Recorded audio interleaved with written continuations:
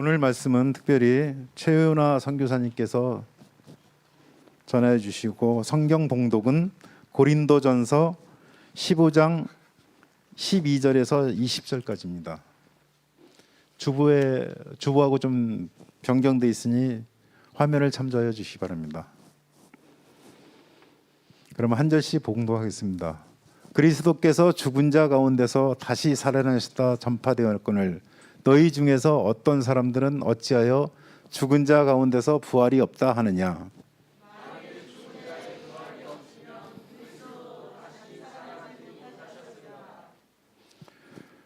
그리스도께서 만일 다시 살아나지 못하였으면 우리가 전파하는 것도 헛것이요 또 너희 믿음도 헛것이며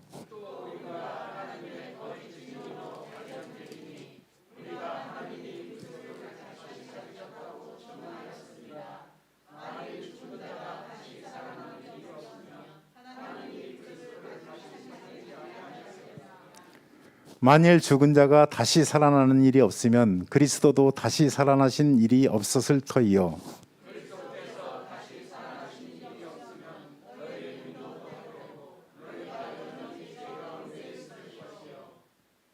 또한 그리스도 안에서 잠자는 자도 망하였으리니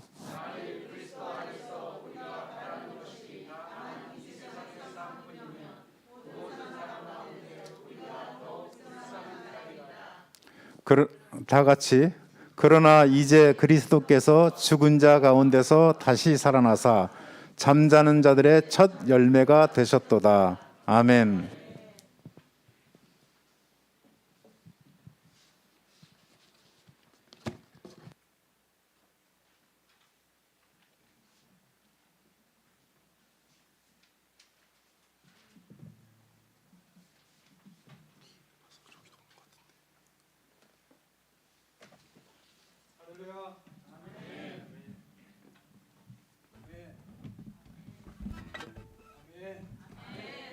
좋은 아침입니다.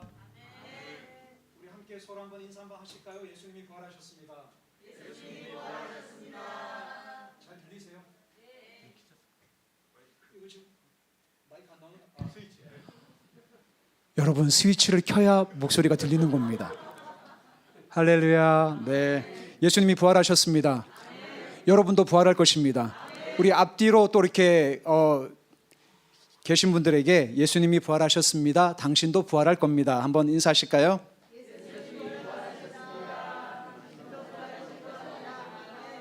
네. 사순절이 끝나고 교회력으로 주님이 부활하신 이 주일을 지키는 절기를 부활주일이라고 하죠. 그래서 연례적으로 매년 행사 때마다 교회적으로 부활절 행사도 하고 이렇게 말씀을 선포하게 되는데 복음 안에 심겨진 이 부활의 능력이 오늘 저에게 말씀을 전가하는 저에게나 여러분들에게 충만하게 임하기를 축복합니다. 저는 개인적으로 예수님의 죽음을 직접 목격한 사도가 아니죠. 그리고 예수님의 죽음과 부활을 여러분들이 직접 눈으로 목격한 분은 이 세상에 없습니다. 예수님과 함께 살았던 사도들의 증언과 제자들을 통해 우리에게 증거된 이 성경을 믿는 믿음 안에서 예수님의 죽음과 부활을 우리가 믿고 신뢰하는 거죠. 그래서 우리가 부활절만 되면 교회에서 여러 행사들도 많이 하고 말씀 가운데 선포되어지는 중요한 멘트가 있죠. 예수님이 부활하셨습니다. 나의 모든 죄가 용서를 받았습니다. 예수님의 부활이 나의 부활입니다. 혹은 예수님의 죽음이 나의 죽음입니다라고 하는 멘트를 아마 사순절 기간에 혹은 부활절 기간에 굉장히 많이 들으셨을 거라고 생각합니다. 혹시 못 들어보신 분 계세요? 많이 들으셨죠?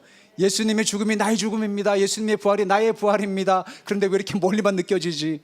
라는 생각을 저는 개인적으로 참 많이 했던 사람입니다. 신앙적인 선포와 이 메시지가 분명히 사실임에도 불구하고 이것이 실제 예수님의 죽음과 예수님의 부활이 나의 경험, 실제 나의 삶에 깊이 있게 인식이 되고 경험되어지기까지는 참 많은 시행착오와 시간이 필요한 것 같습니다. 오래전에 기도원을 방문을 했었는데요. 거기에 그때 날씨가 좀 안 좋았어요. 그래서 비가 왔었습니다. 근데 이제 밖에 잠시 산책을 하는 중에 길바닥에 뭐가 떨어진 것 같아서 잡지 말아야 될 것을 잡게 되었습니다. 그것은 전깃줄이었습니다. 그러니까 비가 온 날에 전깃줄을 함부로 잡으면 안 되잖아요. 이게 감전이 되지 않습니까? 근데 그거를 무심코 만졌는데 그 짧은 몇 초의 순간에 한마터면 죽을 뻔했습니다. 그 강력한 그 전류가 제 몸을 휩쌀 때 눈이 튀어나오는 것 같았고, 제 온몸에 등골이 오싹하는 것 같았고, 머리카락이 쭈뼛서서 이러다가는 정말 죽을 수 있겠다라고 하는 그 찰나의 순간을 경험을 했던 것을 기억을 하게 됩니다. 예수님의 부활이 나의 부활이 된다는 건 마치 하늘의 전기에 내가 마치 감전이 되는 것 같아서, 하늘의 그 전기가 내 몸을 타고 흘러와서 그것을 내가 경험하게 될 때 예수님의 부활, 그분의 부활의 능력이 나의 부활이 되고 나의 능력이 되어진다라는 것입니다. 사랑하는 권사님, 드디어 파워포인트를 우리가 함께 시청하게 될 타이밍이에요. 우리 할렐루야, 권사님 사랑해요. 파워포인트를 한번 오픈해 주십시오. 오늘 이 말씀을 이렇게 함께 나누면서 혹시 이 앞에 화면은 잘 보이시나요? 네. 제가 여기 새생명교회 몇 번 와서 이렇게 말씀을 나눴었는데 제 개인 간증을 혹시 한 적이 있었나요? 네, 없다고 말씀해 주시면 정말 감사하겠습니다. 그래야 더 할 수 있잖아요. 오늘은 제가 개인적으로 간증하는 그런 시간은 아니고요. 여러분들이 혹시 아실 분은 아시겠지만 저는 지금도 소리아시스라고 하는 심상선 건선 피부병을 지금 앓고 있습니다. 그래서 이 병은 완치가 안 되는 불치의 병이죠. 이런 피부병 환자를 남편으로 삼아서 함께 살아주고 계시는 우리 김야애 선교사님 참 감사합니다. 이 병을 고치기 위해서 저희 아버지 어머님이 안 해보신 일이 참 없으셨는데요. 지금도 생생하게 기억나는 것 중에 한 가지가 어떤 거냐면, 부산의 유명한 무당 할머님을 저희 아버지 어머님이, 물론 예수님을 믿기 이전이었습니다. 그래서 이분이 중한 병을 잘 고치신대요. 그래서 이분을 저희 집에 모셨습니다. 이분은 치료하는 방법이 침을 가지고 사람의 피를 빼는 거였어요. 그래서 이분이 제 온몸을 살피더니만 이 아들 몸에 아주 안 좋은 피가 있다는 거예요. 그래서 이 바늘을 가지고 온 몸을 다 땄습니다. 그리고 이것을 알코올을 이렇게 발랐는데 굉장히 아프겠죠. 그래서 이걸 일주일에 한 번씩 했습니다. 그래서 이분이 오셔서 굿도 하시고, 그 다음에 머리끝부터 발끝까지 온 몸이 이제 엉망인 상태인 거죠. 그래서 온 몸에 붉은 반점이, 마치 온 몸을 보면 지금도 이제 안 좋은 거죠. 그래서 이 안에 나쁜 피가 있기 때문에 바늘을 가지고 이거를 그냥 단순히 침을 맞는 게 아니라 침을 찔러 가지고 따는 거예요. 이렇게 다 얼굴부터 이것까지. 그럼 온 몸이 어떻게 될까요? 시뻘겋게 되겠죠. 온 몸에 피가 다 나오는 거예요. 근데 그것으로 끝이지 않고 부항 아시죠? 부항기를 넣어가지고 이걸 짜는 거예요. 이렇게 당겨서. 그럼 이제 피가 나오는 거죠. 그거를 한 10분, 15분 정도 그렇게 다 짜고, 그 다음에 알코올에다가 솜을 뭉쳐서 온몸을 다 이렇게 바르는 거죠. 그것을 하면서 인생에 대해서 내가 왜 태어났고 내가 무엇을 위해서 살아가고 있는지 깊은 회의감을 느끼면서, 내 인생의 중요한 목표는 오직 열심히 공부하고 서울대학교에 입학을 해서 좋은 학교에 가서 좋은 여자를 만나서 내가 떵떵거리면서 사는 것이 제 인생의 목표였습니다. 그래서 대학교 1학년 때 입학을 해서 그렇게 열심히 공부를 해야 되겠다라고 그렇게 준비를 하고 대학교에 갔더니 인생이 너무너무 허무한 거예요. 대학교에만 가면 모든 문제가 다 해결이 될 줄 알았는데 더 허무해지던 어느 순간 1학년 2학기 때였습니다. 그때 운동장에 앉아 있었는데 CCC라고 하는 한국대학생 선교회라고 하는 유명한 선교단체에서 훈련받은 어떤 형제가 사형리라고 하는, 그러니까 운동장에 이렇게 혼자 앉아 있었으니까 와가지고 혹시 사형리에 대해서 아십니까? 라고 하면서 노방전도를 이렇게 받게 되었습니다. 그리고 그 친구랑 이렇게 계속 연결을 하면서 이 친구가 저를 1학년 2학기 때, 야, 우리 가을 소풍이 있는데 한번 같이 가자라는 그 말에 저는 정말 가을 소풍인 줄 알았습니다. 근데 그것은 거짓말이었습니다. 가을 소풍이 아니라 신앙 수련회였는데 어디로 갔냐면 이곳을 갔습니다. 여기가 전라남도 여수에 있는 애양원이라고 하는 곳이었습니다. 혹시 가보신 분 계시나요? 권사님 사랑합니다. 이렇게 어떻게 너무 좋으셨죠? 이 애양원은 저는 태어나서 처음 갔던 곳이고요. 정말 가을 소풍인 줄 알았습니다. 그럼 가면 거기서 바베큐 파티도 하고 캠프파이어도 한다고 해가지고 정말 그런 줄 알았습니다. 물론 하기는 했지만 그거는 말뿐이었고 실제로는 가서 큐티하고 말씀 공부하고 기도해야 하는 신앙 수련회에 이 친구가 저를 꼬신 거죠. 그러니까 그렇게 해서 갔습니다. 이게 가서 권사님 감사합니다. 말씀도 안 드렸는데 이렇게 알아서 넘겨주시니까 너무너무 감사해요. 그렇게 해서 그 애양원이라고 하는 곳에 갔더니만 알고 봤더니 거기에 처음 듣는 고 손양원 목사님이라는 분이 여기서 이분 혹시 얼굴도 보이세요? 이상하죠. 한센시병이라고 하는 나병 환자, 문둥이라고 하는 이 분들이 가족으로부터 단절되고 버림받고 친구들로부터 외면받아서 이곳까지 와서 손양원 목사님께서 이분들과 함께 사시면서 그분들의 나오는 몸에서 나오는 피고름을 입으로 다 빨고 또 치료하고 섬겼던 그 유명한 성산교회에 지금도 있습니다. 거기에 수련회를 간 거예요. 1학년 2학기 때. 전 몰랐죠. 그래서 가서 이거를 처음 보는 순간 정기에 감전되는 첫 번째 사건이 제 인생에서 발생을 하게 된 것입니다.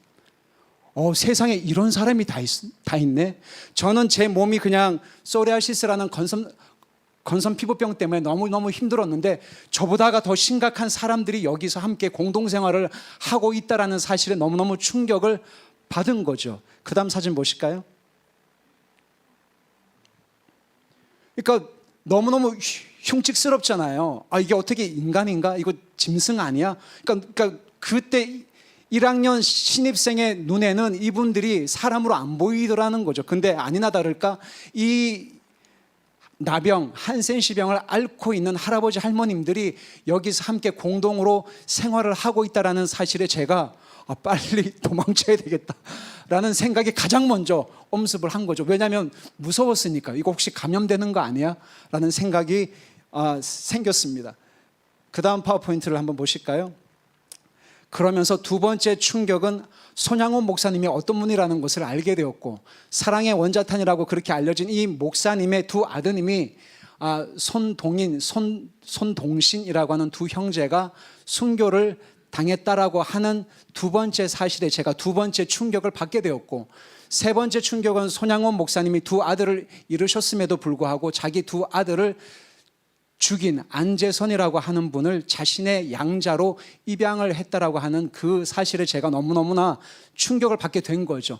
저는 20년 동안 교회나 하나님에 대해서 전혀 알지 못하고 그렇게 살아왔던 사람이었습니다. 성탄절에 교회 가면 선물 받는 거, 부활절에 어쩌다가 교회 한번 방문하면 교회에서 뭐 얻는 거, 밥 먹는 거, 그 정도밖에 생각을 하지 않았던 그게 제가 교회에 대한 이미지였는데 세상에 이런 목사님이 있구나. 이렇게 삶을 살아가는 사람들이 있구나라고 하는 이 사실이 저에게는 마치 감전된 것 같은 그런 충격적인 사건이었다라는 것입니다. 그 다음 파워포인트를 한번 보실까요? 네 번째 사건이 생겼습니다. 우리가 이제 성경 암송반에 우리가 할아버지 할머님들을 잠시 만나러 갈 겁니다. 그 앞에서 인도하시는 분께서 이렇게 말씀을 하시는 거예요. 그래서 거기서 인도하시는 분이 양재평 장로님이신데 그분들과 연세가 거의 70대 80대 되신 이 한센시병에 걸렸다가 다 완치를 하시고 여기서 함께 생활하시는 성경을 암송하시고 왜냐하면 눈이 안 보이시니까 대부분 다 선글라스를 다 이제 끼시거든요. 그리고 손이 문드러지시고 그 할아버지 할머님들이 매일마다 모여서 성경을 암송하는 성경 암송반 할아버지 할머님들이 지금도 계십니다. 그래서 거기를 한번 방문을 하겠다는 거예요. 그래서 무슨 이 연세가 70대시고 80이 넘으신 이분들이 성경을 암송하면 뭐 얼마나 암송을 하겠어라는 생각에 갔습니다. 저는 손도 있고 발도 있고 두 눈도 있고 코도 있고 귀도 있는데 이분들한테 갔더니 양재평 장로님께서 개인적으로 간증을 하시면서 저희들이 한번 하나님을 찬양하겠습니다. 손가락이 없으시잖아요. 그죠? 아시죠? 그래서 이걸 가지고 하모니카로 연주를 하시는 거예요. 예수님께 감사하다고 하나님 감사합니다. 이렇게 신앙 고백을 하시고 그 다음에 성경을 암송을 하시는 거예요. 그래서 어린 마음에 분명히 틀릴 거야. 분명히 틀릴 거야. 그랬더니 앞에서 인도하시는 장로님께서 자, 우리 한번 요한복음 한번 암송하겠습니다. 이게 1장만 암송하는 게 아니고 1장부터 21장까지 다 암송을 하시는 거예요. 한 목소리로. 자, 요한복음 우리 함께 암송하겠습니다. 그러면 시작. 태초에 말씀이 계시니라. 이 말씀이 하나님과 함께 계셨으니 이 말씀은 곧 하나님이시라. 그가 태초에, 이러면서 1장부터 쭉 이렇게 암송을 하시는 거예요. 한 절도 안 틀리시고. 그것이 저에겐 너무너무나 놀라운 사건이었다라는 거죠. 어떻게 이럴 수가 있을까? 나는 두 눈이 있고 두 팔이 있고 손가락 발가락이 다 있고 나는 항상 뭘 먹을까? 어떻게 살까? 돈을 어떻게 벌까? 누구랑 결혼할까? 나는 앞으로 열심히 일해서 성공해야지라고 하는 그런 생각을 갖고 대학교에 입학한 신입생인데, 이분들은 신체적으로 훨씬 더 저보다도 안 좋은 상황 가운데 있었음에도 불구하고 이분들이 이야기하는 예수님은 어떤 분이길래 이런 육체적인 어려움에도 불구하고 이런 삶을 살아갈 수 있을까라는 그런 생각들을 하게 되었습니다. 그 다음 파워포인트를 한번 보십시오. 아니요, 그냥 다시 앞으로 갈게요. 그러면서 제 인생의 어떤 획기적인 전환점을 갖게 된 어떤 두 분 할아버지 할머님을 여기서 만나게 되었는데요. 그러면서 이 인도하시는 간사님께서 오늘은 기도짝 할아버지 할머니를 한번 만나서 서로 교제하는 시간을 가질 겁니다라고 말씀을 하시는 거예요.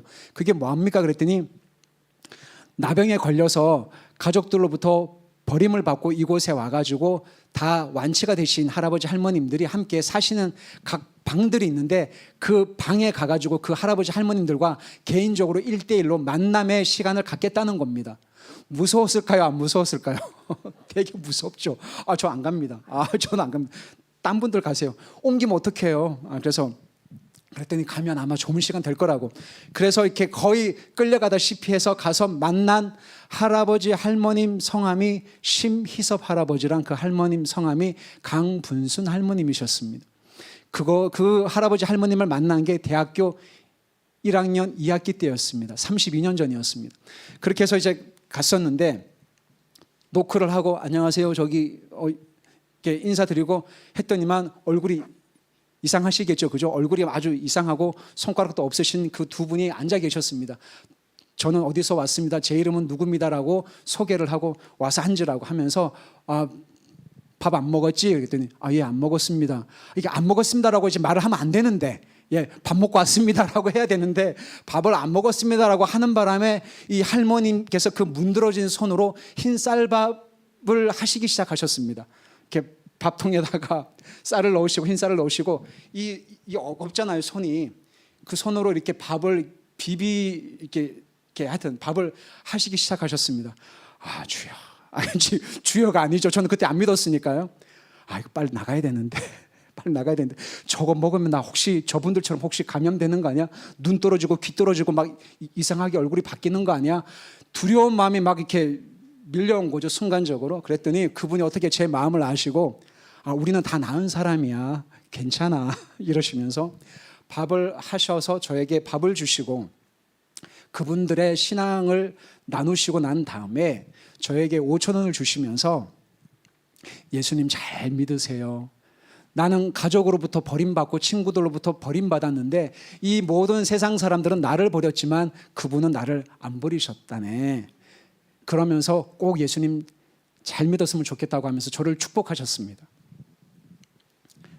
그리고 내가 너를 위해서 매일마다 기도할게. 저는 그게 거짓말인 줄 알았습니다. 그냥 의례적으로 그냥 기도할게요 집사님, 기도하겠습니다라는 말을 이렇게 늘 하시는 거니까 그냥 의례적으로 그냥 예의상 그렇게 말씀하시는구나 싶어서 빨리 그 자리를 박차고 나왔습니다. 안녕히 계세요. 네, 감사합니다 하고 이렇게 나왔습니다. 32년 전에.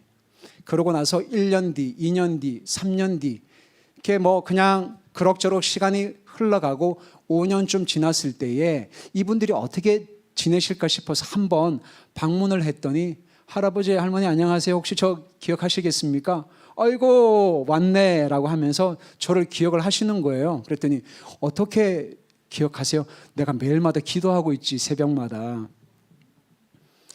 10년 뒤에 20년 뒤에 목사가 되고 선교사가 되고 안수를 받고 갔는데 기억을 하시는 거예요. 저는 그분들을 위해서 기도 안 했거든요. 그랬더니 할머님, 할아버지는 어디 가셨습니까?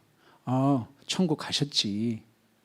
너를 만나고 싶어 했는데 죄송합니다. 저 이번에 목사 됐습니다. 아유, 하나님 감사합니다. 감사합니다. 매일 새벽마다 내가 너를 위해서 기도했다. 이스라엘 선교사로 나가기 전에도 한번 뵀을 때에 하나님 감사합니다. 감사합니다. 매일마다 너를 위해서 기도했다. 지금은 그 두 분이 안 계십니다.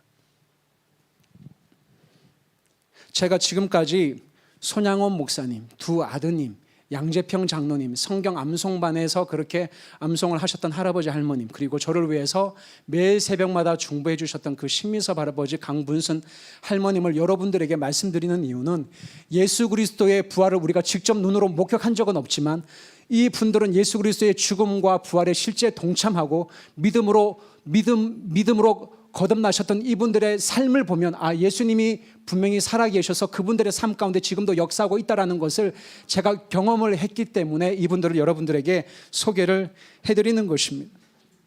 여러분, 오늘 읽었던 이 말씀의 15장 14절을 한번 보십시오.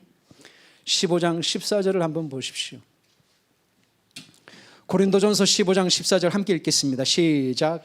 그리스도께서 만일 다시 살아나지 못하셨으면 우리가 전파하는 것도 헛것이요 또 너희 믿음도 헛것이며. 여러분, 오늘 읽었던 이 본문의 말씀 고린도전서 15장 12절부터 20절의 말씀을 여러분 다시 한번 읽으시면 계속적으로 반복되는 단어와 문장이 있습니다.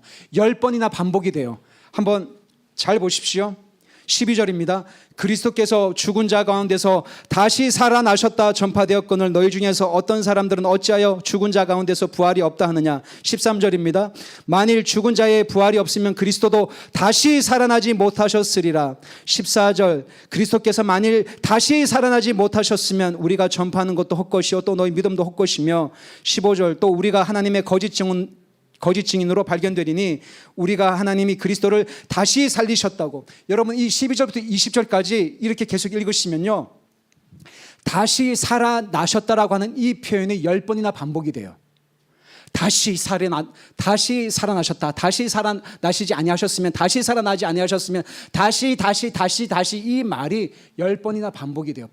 사도 바울이 이것을 계속적으로 강조를 하고 있다는 것입니다. 그리스도의 부활이 없다면, 하나님께서 그리스도를 죽은 자 가운데서 다시 살리지 아니하였다면 새생명교회, 그리고 오늘 부활주일이라고 지키는 한국교회의 모든 메시지가 다 거짓말이라는 거예요. 너희가 믿는 그 믿음이 아무런 의미가 없다라는 것입니다. 너희들이 거짓말하고 있다라는 것입니다. 그리스도의 부활이 없다면, 그리스도께서 죽은 자 가운데서 다시 살아나지 아니하였더라면 너희가 믿는 바 성경 공부, 노방전도, 단기 선교, 우리가 하고 있는 그 모든 일련의 행사들은 하나님과 아무런 상관이 없는 헛것이라고 사도 바울이 이렇게 증거를 하고 있다라는 것입니다. 우리가 믿는다고 하는 그 믿음도 헛것이고 우리가 여전히 죄 가운데서 하나님의 진노와 심판을 받았을 것이다. 그러나 그리스도께서 부활하셨다. 잠자는 자들의 첫 열매가 되셨다. 그러므로 우리가 믿는 이 믿음은 하나님 앞에 유효한 것이다. 헛것이 아니다라고 사도 바울이 강변하고 있다는 것입니다. 사랑하는 여러분, 누가 이 세상에서 가장 불쌍할까요? 아마 인간적으로는 저는 제가 제 인생에서 가장 불쌍한 사람이라고 생각을 했습니다. 저희 아버지는 알코올 중독자였죠. 그리고 어머님이랑 맨날 다투셨죠. 그리고 3교대 하시고 나프탈렌 공장에서 만드는 그 일을 하시면서 그렇게 대학도 못 나오신, 그렇게 별 볼 일 없는 그런 가정의 일남 이녀 중에 장남으로 태어난 저는 제 인생을 굉장히 불쌍한 사람이라고 생각을 했었습니다. 그리고 소리아시스라는 건성 이 병을 앓고 나 같은 사람이 과연 이 세상에서 내가 어떻게 삶을 살아갈 수 있을까? 나는 내가 제일 불쌍하다라고 생각을 했습니다. 아니면 손양원 목사님이 인간적으로 제일 불쌍하지 않을까요? 자기 두 아들을 잃고 자기 두 아들을 죽인 사람을 양자로 삼은 손양원 목사님이 인간적으로 제일 불쌍하지 않을까요? 아니면 가족으로부터 버림받고 친구들로부터 왕따를 당하고 이렇게 여수까지 와서 함께 공동생활을 하면서 나병에 걸려서 세상 사람들로부터 손가락질을 받았던 이런 문둥병 할아버지 할머님들, 손가락이 없고 발가락이 없고 거기 갔더니 기어다니시더라고요. 걷지를 못하셔서. 그래서 제가 그때 어린 마음에 이분들은 세상에서 제일 불쌍한 사람들이야. 나중에 거듭나고 예수님을 만나고 난 이후에 이분들이 제일 행복한 사람들이시구나. 이분들이 제일 행복한 사람들이시구나. 저는 제가 제일 불쌍하다고 생각했는데 그게 아니었구나. 이분들은 하늘에 소망을 두고 늘 사셨던 분들이시구나.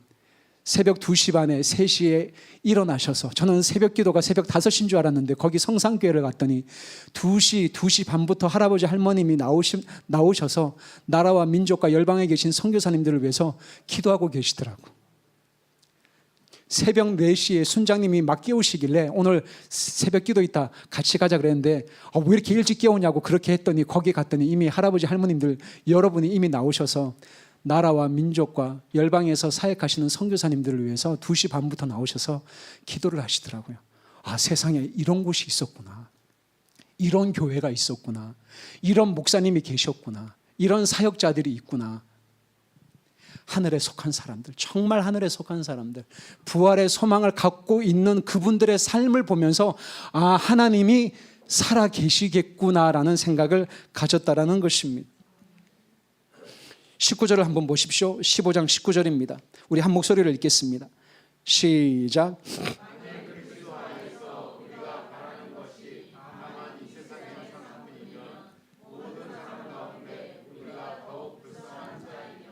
그렇겠죠. 이 세상의 성공, 그냥 잘 먹고 잘 살고 좋은 차 타고 좋은 아파트에 가고 그리고 취직하고 하는 이 세상에서 그렇게 삶을 살아가는 것이 내 인생의 궁극적인 목표였다면 아마 우리가 가장 불쌍한 사람이 아니었겠는가. 사도 바울만큼 불쌍한 사람이 어디 있을까요? 대학자였고 히브리인 중에 히브리인이었고 가말리엘 문화생으로서 오늘날로 이야기하면 하버드생의 정말 탁월한 학력에 그 실력을 갖췄던 그 분이 예수님을 인격적으로 만나고 다메섹 도상에서 눈이 멀어져서 부활하신 주님을 만나고 난 이후에 이방인의 사도로 온 땅을 다니면서 복음을 증거했던 사도 바울이 가졌던 고난과 고통을 생각을 해보면 내가 가장 불쌍한 사람이라고 생각을 했었는데 사도 바울은 하늘에 속한 사람이었기 때문에 그리스도의 부활에 참여했던 사람이었기 때문에 내가 가장 행복한 사람이었다라고 바울은 그렇게 이야기를 하더라는 것입니다. 다음 파워포인트를 한번 봐주십시오. 아시는 분은 빨리 말씀하시면 안 됩니다. 아마 장로님들은 아마 아실 수 있으실 텐데 수시, 악수, 상식, 명목, 5번 습신, 폭권, 청금, 반함, 조발랑 무엇과 관련된 용어일까요? 아시죠, 장로님? 저는 맨 처음에 이걸 딱 보고 수시, 올해 수시 전형이 언제 있죠? 저는 처음에 그렇게 생각했고요. 악수, 이거 악수 아닌가요? 악수합시다 라고 생각을 했었는데요. 그 다음 한번 넘겨주십시오. 수시라는 건 시신이 굳어지기 전에 팔과 다리 등을 가지런히 놓는 행위를 장례용어로 수시한다라고 이야기를 하고요. 악수는 시신의 손을 사는 손싸개를 악수라 그러고, 상식은 어떤 건지 아시겠죠? 명목은 시신의 얼굴을 덮는 천, 습신은 시신에게 신기는 신발. 이 용어를 왜 말씀드리냐면 한번 쭉 한번 보십시오. 제가 2021년 5월 11일부터 7월 2일까지요 300시간, 그러니까 250시간은 이론 강의를 듣고 50시간은 실습을 했는데 총 300시간의 과정을 해야 국가 자격증을 취득하는 장례 지도사 과정을 했습니다. 할렐루야. 저를 장례 지도사로 불러주세요. 그걸 했어요. 이제 한국에 있으면서 이렇게 조금 시간도 있고 저희 아내께서 당신이 이거를 하면 참 좋을 것 같다고 해서 이거를 했습니다. 그래서 250시간 오전 9시부터 오후 5시 반까지 250시간의 그런 강의를 듣고 장례 지도사가 되려면 이 8가지의 과목을 공부를 해야 되고 시험을 쳐서 합격을 해야 됩니다. 그리고 50시간은 실제 병원 장례식장에 가서 장례 지도사로서의 실습을 해야 되는데 그걸 했어요. 저는 목회자로서 어떤 장례가 나면 뭐 입관 예배, 발인 예배, 하관 예배, 예배도 인도하고 함께 이런 것들은 많이 해봤지만 장례가 실제 그 뒤에서 어떻게 준비가 되고 하는지에 대해서는 잘 알지를 못했는데 장례 지도사가 되어서 이 공부를 하고 함께 실습을 해보니까 굉장히 하는 일들이 굉장히 많더라고요. 그러면서 시신을 직접 염습을 하게 되었습니다. 그래서 제가 했던 여기가 이제 그 실습을 했던 곳이고요. 여기가 이제 입관실인데 아마 아시는 분은 아시겠지만 입관실에 이제 시신이 놓여져 있으면 그 상조 회사나 장례 지도사가 이렇게 입관을 하기 전에 이렇게 염을 다 하거든요. 근데 일반인들은 출입을 할 수가 없습니다. 장례 지도사나 국가에서 인정한 사람만이 여기서 이렇게 시신을 염습을 하게 됩니다. 그래서 여기에 냉장실에 시신을 보관을 하게 되는데요. 온도가 한 2도에서 3도 정도가 됩니다. 그러니까 저는 태어나서 물론 저희 할머님 이렇게 그런 것도 했지만 실제 이 시신을 만져보고 알코올로 닦아보고 그 다음에 이렇게 염습을 해보고 수의를 입혀보기는 이번이 처음이었어요. 굉장히 긴장을 했죠. 그러면서 거기서 한 50시간 동안 실습을 하면서 이렇게 이거 제가 지금 실습하는 거고요. 이렇게 매질하는 이건 이제 실습하는 거였고 이거는 대렴이라고 하더라고요. 그래서 이걸 이제 했었는데요. 여기에 오시는 많은 분들을 이렇게 만나고 이렇게 하면서 이분들은 정말 어떤 인생을 사셨을까? 여러분, 사람이 제일 두려워하는 게 뭐라고 생각하십니까? 죽음이죠. 그죠? 근데 사단이 사람들을 가장 많이 그 어떤 무기로 사람들의 마음을 훔치냐면 그것은 두려움입니다. 근데 사람들이 제일 두려워하는 것이 뭐냐면 죽음입니다. 왜냐하면 죽음은 끝났다라고 사람들은 생각을 합니다. 근데 성경을 믿고 예수 그리스도를 나의 구세주로 영접을 하고 정말 물과 성령으로 거듭난 사람들은 성경에서는 죽는다라고 이야기를 하지 않습니다. 그리스도 안에서 잠을 잔다라고 이야기를 해요. 잠을 잔다라는 것은 깬다라는 것을 의미를 포함하고 있기 때문에 그렇습니다. 그렇기 때문에 그리스도 안에서 잠을 자는 자들은 복이 있다라고 성경은 기록을 하고 있습니다. 여기에서 이 50시간 동안 실습을 하면서 많은 유가족분들을 만나게 되었습니다. 그런데 했더니 어떤 자리에 이렇게 앉아 있었는데 상주 되시는 분이 입관하기 전에 이렇게 마지막으로 만나고 이렇게 나오시면서 얼굴이 벌개지셔가지고 우시면서 제 앞을 지나가시면서 뭐라고 이렇게 말씀하시면서 지나가셨냐면 이분이 하신 말씀이 지금도 잊지 않는 거예요. 제가 한 말 아닙니다. 그분이 제 앞을 지나가시면서 이렇게 말씀을 하시면서 나가셨습니다. 와, 인생 진짜 허무하네.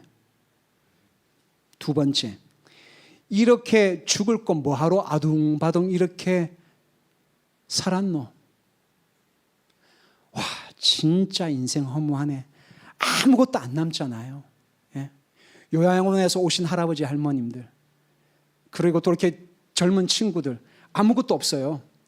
다 벌거벗겨지고 그 다음에 여기에 상처들, 그 다음에 링겔 맞았던 데들 이런 데 다 하고 입에 코에 귀에 솜을 다 집어넣고 그리고 수의를 다 입히고 알코올로 다 닦고 입관하기 전에 그렇게 딱 누워있는 그 모습을 본 유가족분들이 하시는 그 한탄의 고백이 진짜 인생 허무하다. 그분의 말씀을 다르게 표현하면 죽는다라는 건 끝이다. 게임 오버다라는 그 말씀 아시죠? 게임 오버, 끝났다. 우리는 끝났다. 죽음은 끝났다지만 예수 그리스도를 정말 믿는 저희들은 게임 오버를 쓰시면 안 됩니다. 게임 체인저예요.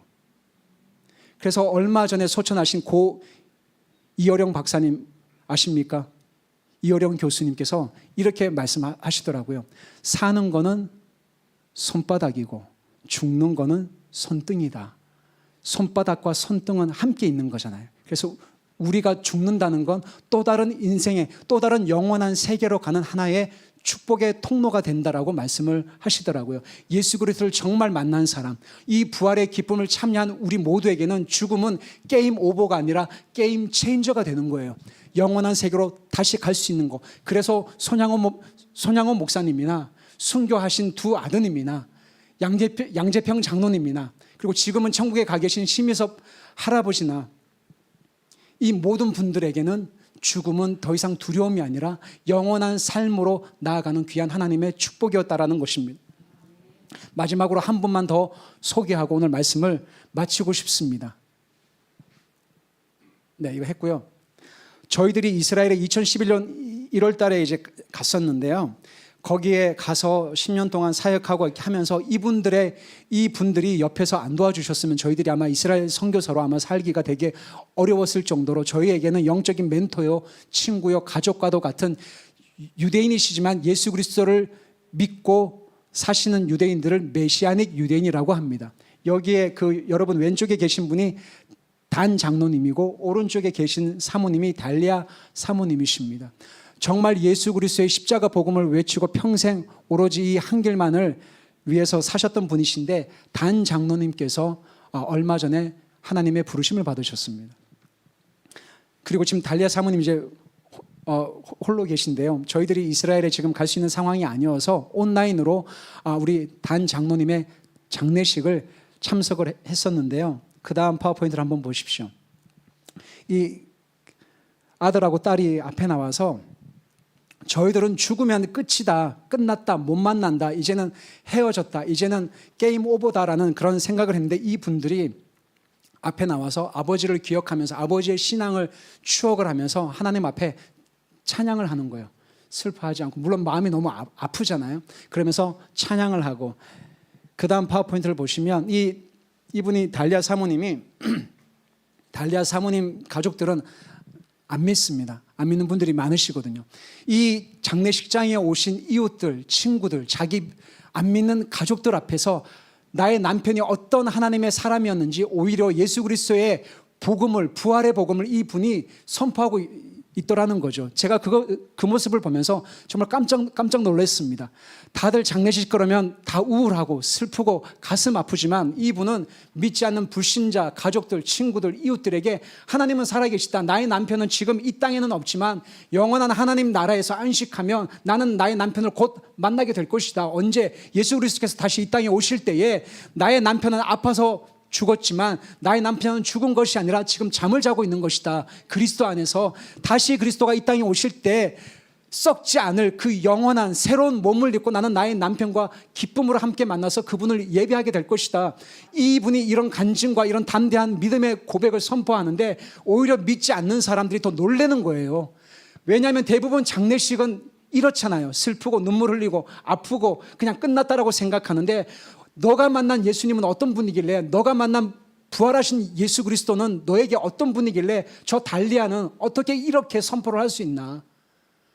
많은 분들이 이 분의 간증과 삶의 모습을 보고 하나님은 정말 살아계시는구나. 하나님은 지금도 우리 삶 가운데 믿는 자들 안에서 지금도 역사하고 계시는구나. 사랑하는 여러분, 이런 믿음의 사람 만나고 싶지 않으십니까? 만나고 싶으시죠? 달리아 사모님 한번 만나고 싶지 않으세요? 저는 이분들과 함께 교제하고 신앙생활을 하면서 저는 가짜 선교사 같고 이분이 진짜 선교사구나. 트램을 타고 지하철에서, 버스에서, 택시에서, 주유소에서 예슈아 하마시아, 예수 그리스도가 그리스도다. 예수님이 우리 유대인들이 기다리는 진정한 메시아다라고 늘 외치고 복음을 증거했던 진짜 선교사님. 이 달리아 선교사님이 4월 27일 날 한국에 나오세요. 할렐루야. 제가 하나님이 허락하시면 새생명 교회에 오셔서 하나님께서 이분의 간증이 정말 특별하고 이분이 만났던 예수님이 얼마나 놀라우신 분이신지를 여러분들과 함께 말씀 가운데 부활하신 이 놀라우신 하나님의 능력이 선포되어지는 복된 시간을 여러분들도 가지셨으면 정말 좋겠습니다. 여러분들은 부활의 증인입니다. 여러분들이 물과 성령으로 거듭났다면 부활하신 예수 그리스도께서 여러분과 함께 하시고 여러분들의 삶 가운데 날마다 놀라우신 부활의 능력이 여러분들을 통해서 흘러가게 될 것을 믿고 축복합니다.